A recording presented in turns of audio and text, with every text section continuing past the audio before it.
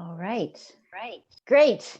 Thank you all for being here this evening and for spending some time with us.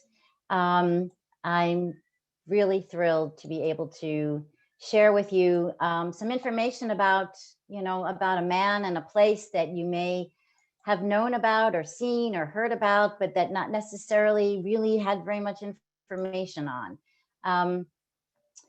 And this has been very much sort of the work of my husband and myself since 1997. But it's really about Emile Brunel and his legacy and his vision and his role as a member of this community. So soyez les bienvenus means welcome everyone. And that was Brunel's motto. And everyone was welcome to his land, to this place. Native Americans, Europeans, American celebrities, people of national and international significance, including those in distress fleeing persecution, returned to the hamlet of Boyceville over and over again because of this one man. Emile Brunel really put Boyceville on the map. His hotel, his sculpture garden was the gateway to the Catskills and a peaceful crossroads at the intersection of Native American, European, and American cultures. Oops, sorry, pardon me.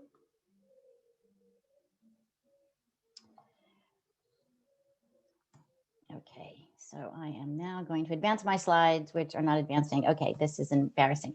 So Emile Brunel, came to this area in the 1920s. I'll go a little bit backstory, but it was really, he was looking for real estate, and he was a real estate agent. And in fact, we were looking for real estate too, and in much the same way, but many, many, many years later, actually. Okay, this is, where am I? All right, sorry about this. This is embarrassing. Okay, let me just, sorry. I'm doing this on two different computers and they're not cooperating. Okay, let me do this. Okay. And go there. And go down. Okay. All right. Oh, this is, okay. Okay, doke. All right. I'm going to do one quick thing. I apologize profusely. This is not how it was supposed to be. Hang in there with me. Okay. All right. All righty. That's pages. All righty. So in 1995, my husband and I decided to look for a house to purchase in the area. And Brunel did this very same thing, but as I said, about 75 years earlier. We were looking for something quaint and historic, not too far from the city, or at least, fairly easy to get to. With great views, of course. Maybe near water, or perhaps even with a swimming pool. So one day driving back and forth along Route 28, we spied a sign, a for sale sign buried in the poison ivy in front of this house. My husband and I initially were very intrigued and then fell in love with it the very same day. So we called the real estate agent and she asked us one very simple question. What did we think about the sculptures in the backyard? To be completely honest, we had not gone up there to look. When we did, we fell in love with them, of course. And even if we hadn't, most weigh over 9 tons and are sunk 10 feet into the ground. So what's not to love? So on December 17th, 1997, we closed on the house and immediately drove up to Socrates to buy a chair. This chair. We've bought many, many chairs over the years. And one we inherited. Some we didn't even really want to buy. And even Gladys Brunel Brunel's daughter, was into chairs, as it turned out. But wait, what made this chair so special is that we picked up this magazine at the antique store at the same time. It was written by Lee Isaacs, and it was all about our house. Who knew? Certainly not us anyway. You may have seen this article or come across it. It's on our website now. But reading it, we learned more than we ever knew before about the history of our place and the man who built it, including a few passages about how the new owners supposedly had no intention of having a family of concrete Indians for lawn ornaments, and were going to break up the sculptures and haul them to the dump. Who on earth was Lee Isaacs talking about? It couldn't be us, right? We later understood after meeting Richard Monterio, the previous owner, that this was all part of a ruse to find another organization who would offer to take the sculptures and put them somewhere safe, probably at his own home. And I feel that some of the work we've been doing sort of to bring Brunel Sculpture Garden and Brunel Park to the sort of community public consciousness is all about sort of writing that, is sort of making up for that story, that intention that we had, which we did not have, of actually taking these down, because we would never have thought of doing that. So we didn't really know much about Emile Brunel, even though we occupied the house and, hoped in some way we were fulfilling his unfulfilled dreams for the place. And so our real journey began. Emile was the second child of Natalie and Pierre Brunel, born October 12, 1874. He had 4 siblings, Victor, Antoine, Henri, and Félicité. And we know that because Marie, Félicité's granddaughter, has been in touch with us. Another gentleman named Craig Waddell sent us this. This is Emile's draft registration card, where he states his birthday as December 16th, 1876, which is 2 years later than we thought. So this is one of a number of inconsistencies and mysteries we were to uncover during our journey. Emile began traveling to the desert southwest of the US in the early 1900s, where he painted and began to photograph members of the Native American tribal nations with whom he lived and traveled. He met his future wife, Gladys MacLeod, when she was working as a caricaturist with a circus out west. She was born in 1893. She was nearly 20 years his junior at the time. She was actually 14 years old. He vowed to make his fortune and return to wed her. This is also very romantic. He is also said to have deserted that army in 1914. We saw his draft card, and was therefore unable, due to reasons of personal security, to return to France to see his family. Many of his family still live in and around their hometown of Châteauneuf, France. Their daughter, Gladys Elise Nathalie Brunel, aka Penny, was born in Washington State on February 1st, 1907. And here she is with some of her friends. This is Emile's photograph of his daughter. She's the first row in the center. Brunel's daughter did not have children of her own, though she had married several times. So her mother and father adopted 2 baby girls.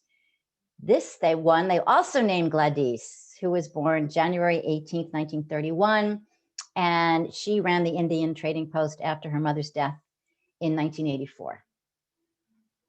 A second daughter, Anne, who is the little blonde girl on the left, was adopted as well, and Anne was born September 5th, 1935. The last time I heard from Anne was in 2017. At the time, she was in hospice with stage 4 emphysema.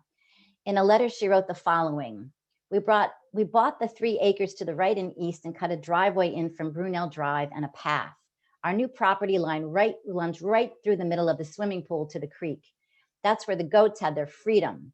Did you know where you added your bathroom? The barn was not too far from there. And to the right, my father had an awesome goldfish pond with a bridge. And that is Anne with her grandpa there. The family lived for many years on Spencer Avenue in Riverdale in the Bronx. And we think that their Boyceville home was their seasonal summer residence for a long time. And that is based on the fact that there was no furnace in the house until Anne's husband, Bob, had one put in. They had many exciting adventures, about which we don't have a whole heck of a lot of information, except these very interesting slides. We know that I think Brunel was on a car rally through the Sahara at one point. In 1910, Emile founded the E. Brunel School of Photography, which exists to this day and is known as the New York Institute of Photography. Here is the catalog, advertising why people should become students of this college. This is a very strange lesson plan from the catalog. I believe this is how to photograph models. I'm not really sure. Stomach exercises, pivots, bathing suit wear, waist exercises, walk in rhythm, dress modeling, pirouette, shoulder exercises. I don't know if this is for the models or for the photographers, but this was part of the course catalog that we found.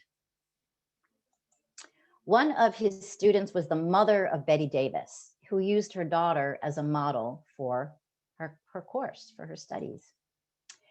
But Emile also photographed this charming model himself. I guess he just couldn't resist. Who could? It's Betty Davis. Brunel operated about 35 photographic and portrait studios all over New York from the 20s to the 30s. He also worked as a New York Times Magazine photographer under owner Edward Oakes. I want you to look at these prices. He was not cheap. $25 a dozen, 6 for $5. These are big prices back in that day.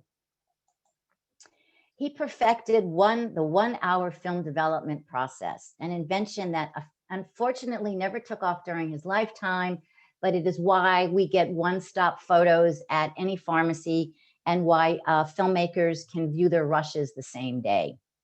He invented this.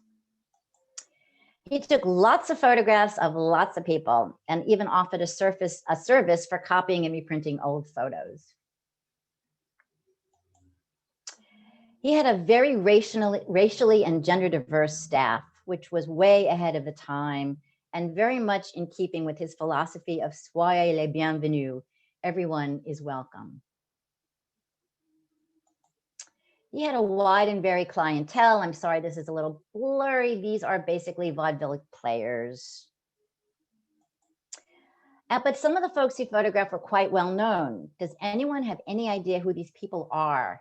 If you do, you can put it in the chat, which I actually can't access because I'm in full screen mode. I'm going to give you a pause for a couple of seconds. Then I'm going to tell you, this photo was taken by Emile Brunel on the occasion of the wedding of Walt Disney to his wife Lillian in 1925. How about this gal? Thinking. Put your ideas in the chat. We'll look at them later.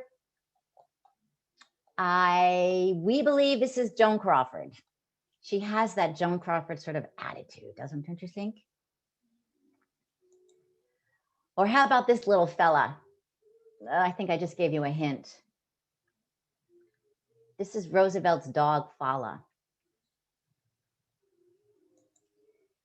This is a rare photo of the Indian spiritual leader, Meher Baba, taken by Brunel and used as Baba as his passport photo. Emile also did a lot of caricatures and sketches of the people that he knew. Then in 1916, in collaboration with the yet-to-be-known Cecil B. DeMille, he produced a seldom-seen silent feature entitled The Hand of God. This may provide a hint as to why this film was never a box office hit. My husband and I visited the film archives at MoCA to see the film. It was a mystery even to the archivist who was unaware they even had it. This description is pretty accurate. A comedy, uncut, unassembled, modern scenes, a man with his family at breakfast, with his secretary at the stock exchange, in a barber shop. And then there's the same characters appear in ancient times, where the man is an Egyptian ruler, episodes of Moses and his people. He carries the tablets of law. He chastises his people for worshiping the golden calf, performs a miracle of manna to the desert. Then there's a sequence of primitive man. All characters occasionally appear in the same sequences in both films. Then appears a modern baby, in skyscrapers. It's sort of surreal before surrealism in filmmaking was even invented. Either that or it was just really kind of an amateur work, but perhaps it was a masterpiece. We don't know. Here are some stills. There were a lot of fake beards, as I recall from seeing the film. Yes, there's a fake beard. And I believe Emile Brunel was in this film as well. It's still at MoMA in the archives if you're curious. Could be fun. So then in 1921, he purchased the Johns Hotel and 76 acres in the town of Olive that consisted of lot number 1 of the Terrain Hook allotment east of the Esopus in the Hardenberg patent, and which included the land now occupied by the Onteora Central School District facilities. He paid $100. The bottom image is a sketch of the hotel and the buildings and the grounds. And you see on the far right, that is a movie screen. There was also a polo pony ground and tennis courts. He then proceeded to construct the first in-ground Olympic-sized stream-fed swimming pool in the Catskills, and possibly the only in-ground Olympic-sized stream-fed swimming pool in the Catskills. We haven't heard of another one. Many, many famous people visited Emile at Le Chalet. We have documentation about some of these folks, but not all of them. And we just, we're just taking his word for it, basically. I believe this was put together by his daughter. So here's his photograph. I'm thinking this is Lillian Gish. This is his photograph. This I took off the web, perhaps. As we said, he knew FDR and Eleanor, and it seems that FDR enjoyed eating trout as much as Emile enjoyed catching the trout.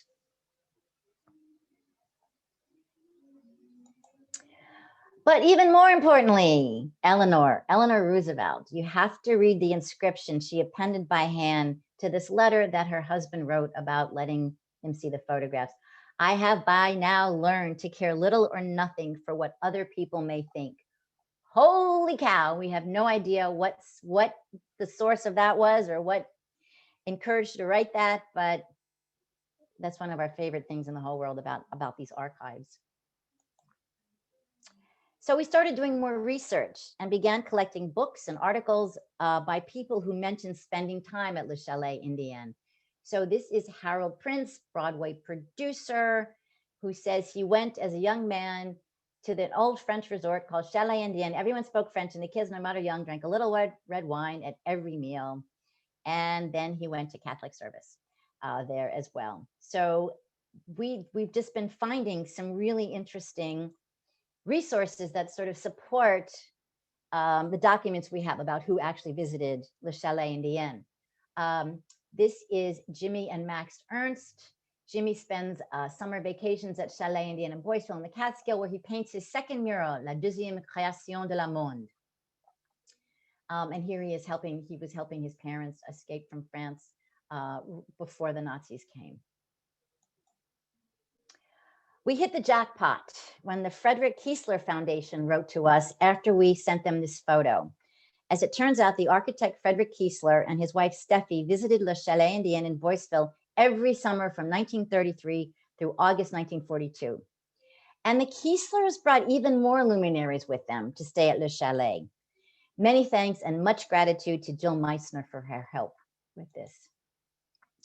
From Steffi's date book, we found that their guests included Jay Leda, a filmmaker, he's on the left, who worked with Sergei Eisenstein and made films in the Soviet Union. Karl Rathaus, an outstanding German, Jewish, Austrian film composer and professor at Queens College. Kiesler taught at Columbia. A lot of their friends were university professors, which made us think that a stay at Le Chalet Indienne was affordable on a professor's salary. On the left, we have the actress Elizabeth Bergner and her Hungarian-born filmmaker husband, Paul Ginner, and Elisa Landi, an Italian-born Austrian-American actress and novelist who was popular as a performer in Hollywood films of the 20s and 30s. Joseph Binder, who was the artist and graphic designer for the famous New York World's Fair poster, was one of their friends and a regular visitor as well. And we have more people. Sidney and Harriet Janis, they have their own wing at MoMA. They were gallerists. They were very famous for supporting young artists in the 40s, 50s, and 60s. Walter Biermann, a designer of furniture. Marion Fenn Greenwood was a muralist, and her husband Charles. Charmian von Wegelen, a distill painter. Ashley Montague, an anthropologist. And Gela Schmitz, who was Mrs. Alexandra Archipenko, were also friends that they brought to Le Chalet Indienne in the tiny hamlet of Boyceville. So Le Chalet was a place where Kiesler got a lot of work done between swimming and sunbathing. I love this shot. They're filling up the swimming pool for the first time, and he's like standing there waiting for the water to rise. I love that. He's like a man after my own heart. Kiesler penned his co-realism manuscript while in Boyceville, which was his most important theoretical text on architecture and his theory of co-realism. He published an article about it in Architectural Record in September of 1939 from, wait for it, Boyceville, New York. He did a lot of writing while in residence at Le Chalet, and he was very tied into the Dadaists, including Marcel Duchamp, Hans Arp, and André Breton, and to Catherine Dreyer, who we see on the upper right. She was most influenced by modern art, particularly by her friend Marcel Duchamp, and due to her frustration with the poor reception that his works received, she became a supporter of other artists. She was co-founder of the Society of Independent Artists and the Société Anonyme, which had the first permanent collection of modern art representing 175 artists and more than 800 works of art. And on top of that, she was a suffragette. In 1931, Kiesler beat out Frank Lloyd Wright with his design for the new Woodstock Playhouse. He named it the Universal. As anti-Semitic as Woodstock was at the time, and even though he won the competition, there was no way they were going to award the commission to a Jewish architect. Instead, Robert Elwin, a descendant of one of Woodstock's oldest families, turned to his uncle Arthur Wolven in the spring of 1938 to construct a theater based on the design of architect Albert Millikan. But Le Chalet was a great place to hang out with friends. And these buildings are not there anymore. And we have a hard time sort of placing them based on the fact that there's trees and forests everywhere. And where they were sort of located, we think is around Upper Boyceville Road and Brunel Drive. But we really have no way of knowing exactly where they were situated. Also a great place to get in to play a game of tennis or a little polo pony, or just enjoy the spectacular views. So the heyday of Le Chalet ended in the mid-1950s when Gladys shuttered the hotel after her mom died. And we've been told that the local fire department burned it down in the 60s as a training exercise for recruits. Not much remains today, and our property line runs right through the middle of the pool in the deep end, just as Anne said it did. So the chalet was doing so well in 1929, Brunel sent his daughter to the city to run his photo studios and began to indulge his passion and talent for sculpting.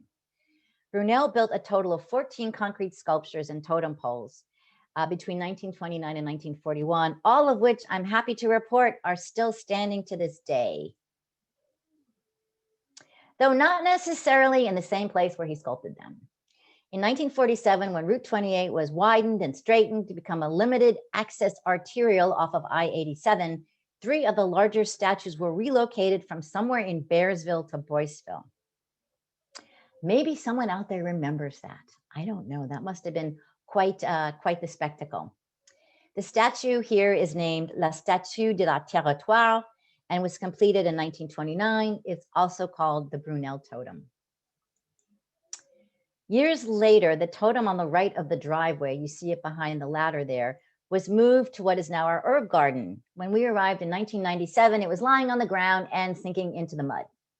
We resurrected it with the help of Jin Senekal, Sash Ivanov, and a septic tank loader. This eagle totem, completed in 1941, is still in front of the cabin, but it's a cabin that was built by Howard Quick in the 1960s to replace the original one. This is another shot of the original cabin. This bird, and there's many of them, is a cigogne. This is the fabled stork who brings newborn babies in their beak and drops them down into chimneys, which was famous in Chateauneuf, in sort of the legend and the myth from Emile's hometown. So the mountains really served as a backdrop for the sculptures like this one, the Great White Spirit, completed in 1937. The top of it bears the faces of four key religious figures: Buddha, Muhammad, Jesus, and Moses. And they appear to grow out of their base vices. We think they are Pharaoh under Moses, Satan under Jesus, Bacchus under Muhammad, and Devadatta under Buddha. These postcards were another way that Brunel drew people to Boyceville. They were advertisements for the hotel, but also for the town. I mean, he sold us on them when we found these. We're proof it worked. We've been told that the sculpture of the head of this Indian chief was the inspiration for the Onteora High School Indian head mascot. Or perhaps it was Moonhaw. You know, it's interesting, his designs match the final product quite closely. Moonhaw was completed in 1939 and is praying for rain. This is the Indian squaw Natachi, completed in 1935, and she carries her papoose on her back and a bunch of friends in her arms, and she's praying to the setting sun. Oops, sorry, it went a little bit too far. Okay, and where's that one? Okay.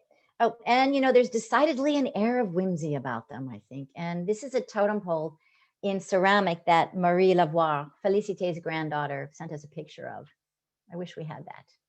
This is the Indian chief. That is a barbecue, and you barbecue and the smoke comes up out of the top of his head. So Emile Brunel was 5 foot 4 inches tall. I think it's important to know that. The sculptures, as I said, weigh 9 or 10 tons. This one is 40 feet tall. It goes at least 10 feet into the ground, and it was built by creating a metal armature and then filling it with rocks, trunks of cedar trees, boulders, you name it, and then wrapping the concrete around it and doing all of these additions, you know, while the concrete was still wet.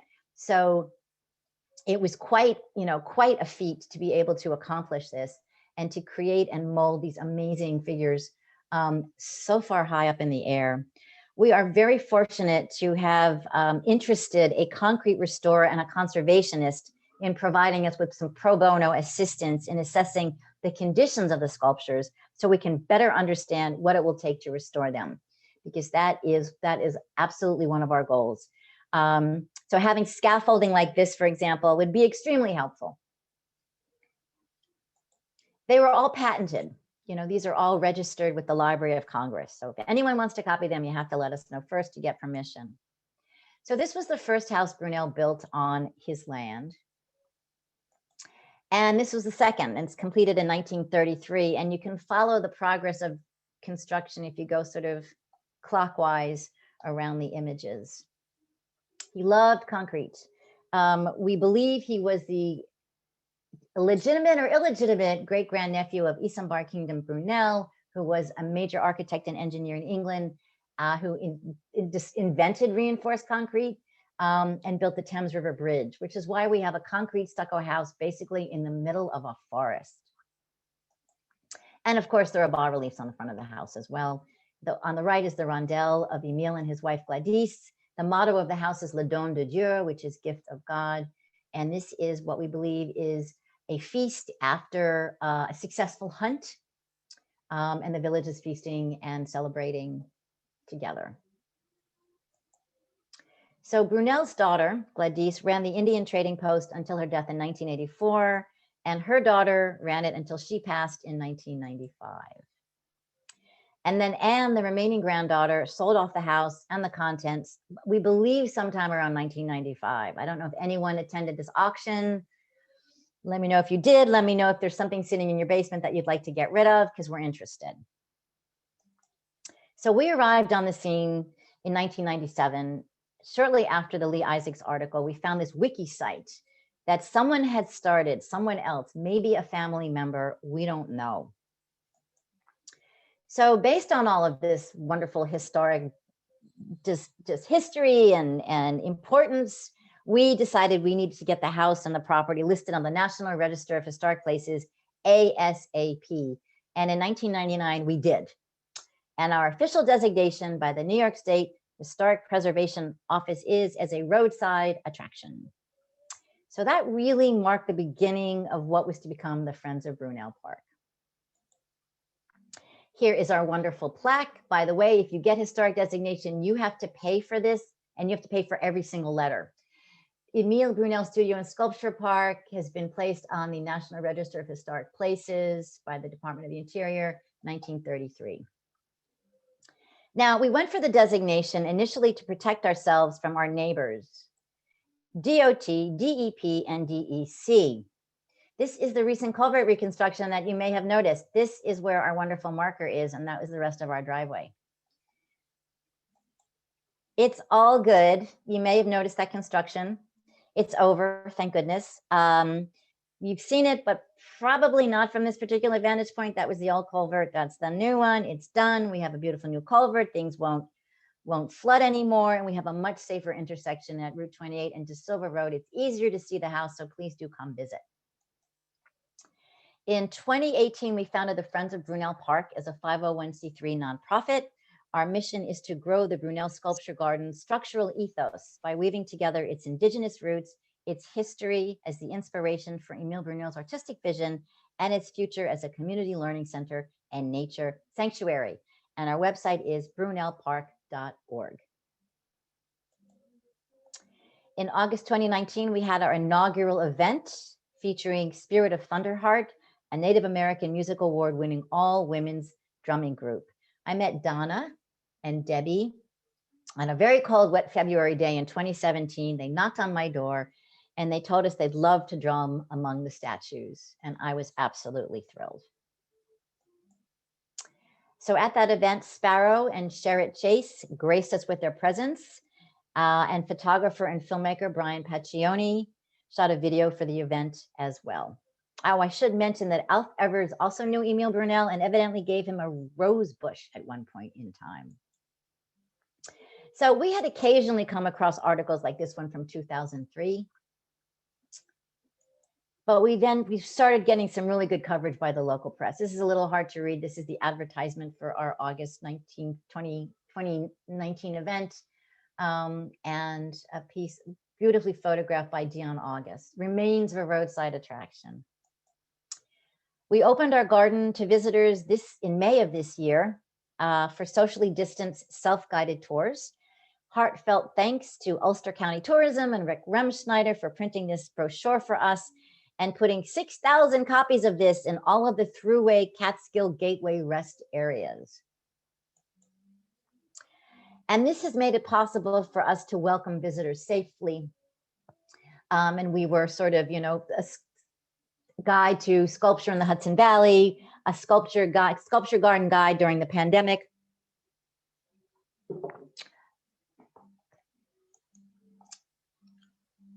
And in October, we were named an official I Love New York Path Through History attraction, which is very exciting. We participate in Lark in the Park. We participate in the Shandaken Day art tour as well. And we've been attracting even more people than ever to see the art, walk the land, and feel the spirit. Like Girl Scout Troop 60059, who visited the garden this past Sunday, and this was the first time the troop was actually together physically in about 6 months. And we have 4 acres, and they were able to spread out and run around and enjoy being together. This was our most recent event, and this was done by our artist in residence, Brian Paccioni. This was around Halloween weekend, and it was really a tribute to a young man who had been killed in a car accident right in front of the cabin, right across the street.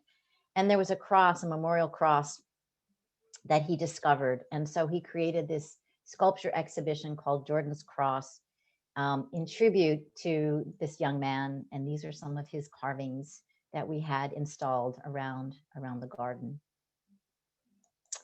And one evening, Brian hosted a screening of his music video, Endless, which he shot for the Pine Grove Band, and he showed his documentary, David as in Kingdom, much like Brunel showed films at Le Chalet Indian back in the day.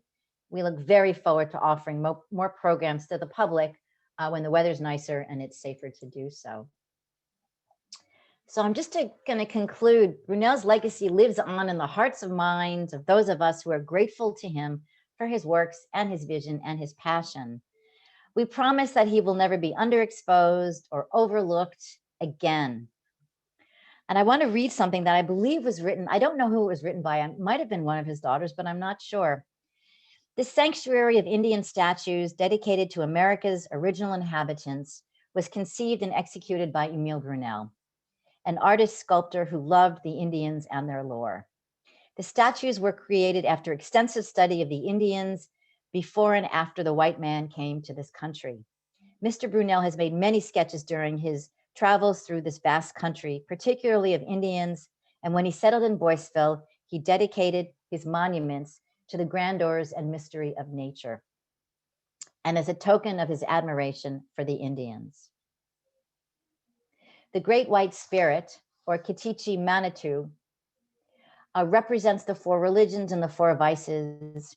Emile Brunel's ashes were placed in an urn at the top of this graceful monument that stands 40 feet high and overlooks his Indian statues and the beautiful country that he loved and so proudly adopted.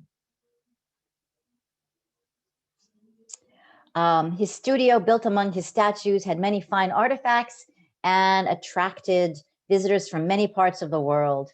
Here, they became more aware of the splendors of the American Indian. This was Brunel's satisfaction, their awareness. Thank you.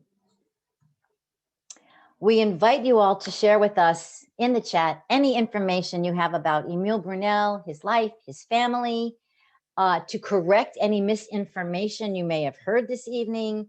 We're still learning more about Brunel, and we hope you will help us by sharing any knowledge you have about him and Brunel Park with us. Thanks so much to the Olive Free Library and the Town of Olive Historical Society for letting me share this evening with you.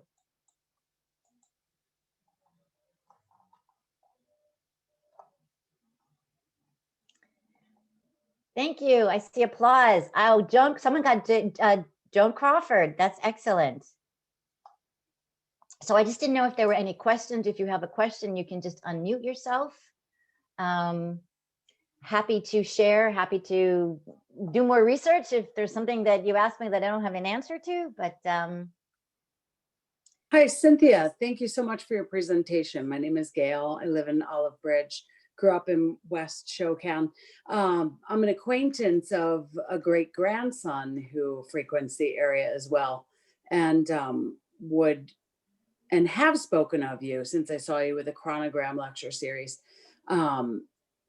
So I will seek to make that connection without divulging names here. Thank you so much for your presentation.